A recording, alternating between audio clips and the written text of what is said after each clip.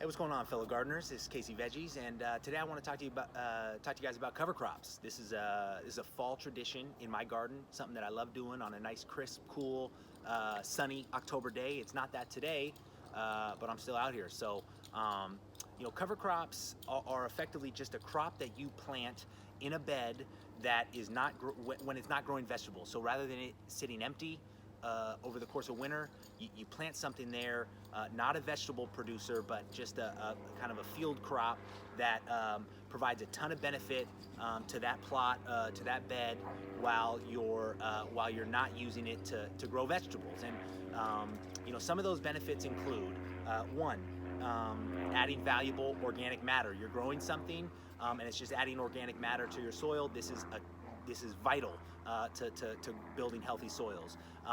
Adding nutrients, specifically nitrogen, and I'm actually going to get into that later, so I'm going to touch back on that here in a minute. Weed suppression, right? Growing something so that weeds can't grow there. Growing something valuable, right? In your cover crop. Attracting beneficial insects, and then also kind of creating this rain barrier. When rain hits bare soil day in and day out, like it would in our maritime climate here in the winter, it causes nutrients to run off, it causes erosion, and it's just not good for your soil. So by planting a cover crop somewhere rather than just leaving it empty, you're preventing that erosion. So those are all benefits, and numerous ones, key ones, vital ones. But specifically, adding nutrients to the soil, it's kind of amazing what cover crops can do. Specifically, especially if you grow a legume cover crop. And so legumes are they're basically of the pea family. So they can be peas or beans.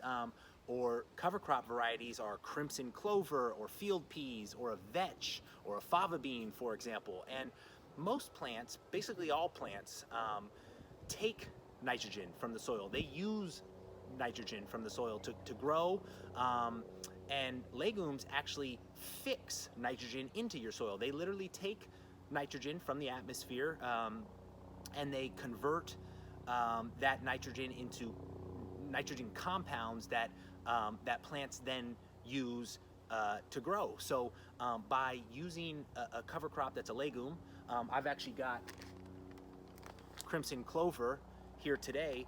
By using that, you're fixing nitrogen. You're adding nitrogen into your soil to go along with all those other benefits that I already talked about. So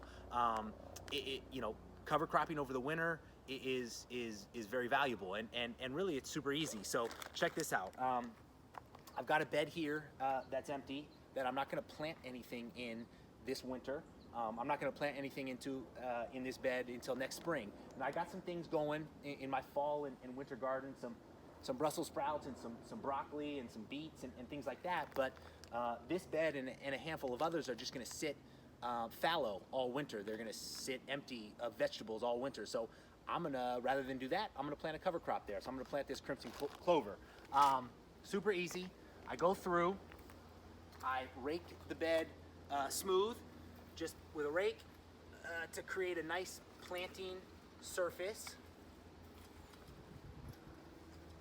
And I just get a handful of my cover crop, spill a little bit, do it over a bed so you spill into a bed.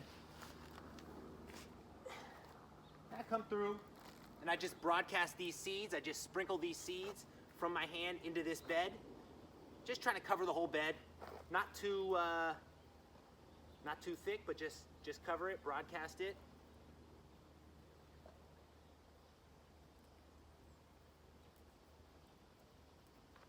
And then I come back with the rake and I just rake over it, aiming to mix them around, and then to add about a ½ inch of soil over the seeds.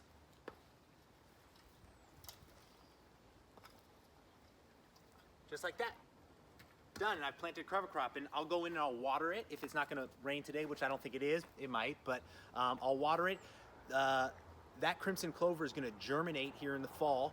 It's going to sprout, and then it won't grow a ton over the winter, over the cold, dark winter, but in the spring, as the days get longer, as the soil heats up a little bit, that cover crop is going to take off, and it's going to grow a ton, and it's going to grow a whole bunch of biomass, and that's valuable stuff right there. That's that organic matter that you're adding to your soil. And so as the spring progresses, and you're ready to plant vegetables in that bed, about 2 weeks before you're gonna plant your start or plant your seeds, you'd come in, you'd mow down that cover crop, or you'd till it into the soil, and it'll start to decompose right there on your bed. You can just leave it there, it'll start decomposing.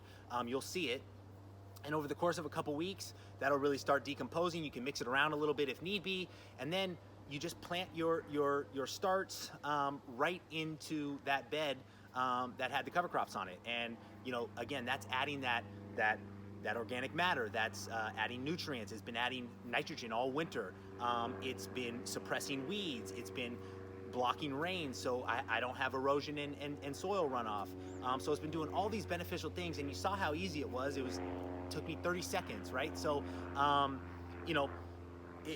again, rather than just letting the bed sit empty, you can mulch it, but I like to use a cover crop, usually a legume family cover crop, and I like to get all those benefits of doing it over the winter, and then I come back and I plant my veggies in the spring and summer, and away you go. So hit me up if you have any questions. You know me by now, Casey Veggies, on Instagram and YouTube. And my mantra in the garden is it's all about the soil, and cover cropping is a great way to build healthy soil, a natural, organic, and awesome way to build healthy soil. So I love doing it. Hit me up. Peace.